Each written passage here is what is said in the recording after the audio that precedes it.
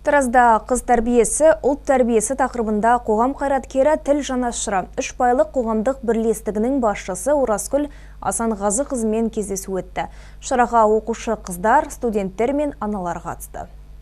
Қаракөз қазақ қыздарының тәлім тәрбиесін, тән сұлулығы мен жан сұлулығының үндесуін қалыптастыру қазіргі қоғамның маңызды мәселесіне айналған. Жиында қоғам қайраткері Оразгүл Асанғазы қызының өнегелі өсиеттері мен тұшымды кеңестері қатысушы қыз балалардың рухани жан дүниесін байытуға мұрындық болды. 21 ғасырдың кеселіне айналған батысқа еліктеушілік үлкен өмірге аяқ басқалы отырған бойжеткендерге кері әсерін тигізетіндігі туралы. Сондай-ақ арулар тек халық тағылымы мен тарихын, дәстүрін бойына сіңіру керектігін баса айтты.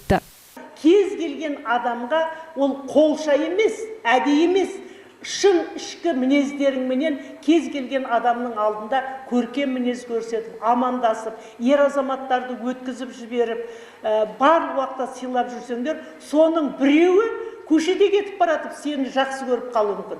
Шарада әйел энергетикасы әлемді тербетеді атты аналарға арналған тренинг өткізілді. Сонымен қатар мамандар қыз балалардың өз құқықтарын қорғауын, қандай да бір келеңсіз жағдайларға ұшырап қалмаудың алдын алу шаралары туралы да кеңестермен бөлісті.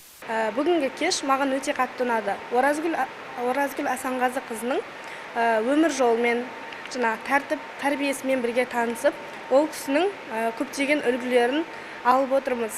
Ол кісінің айтқан сөздері маған шабыт беріп, көңіліме бір жақсы қасиеттерді ұялатты. Қазақ қыздарының бойында ең құнды қасиеттердің болуы ұлт болашағының кепілдігі дейді ұйымдастырушылар. Алдағы уақыттарда инабаттылық пен өнегелікке тәрбиелейтін мұндай шаралар жалғасын таппақ.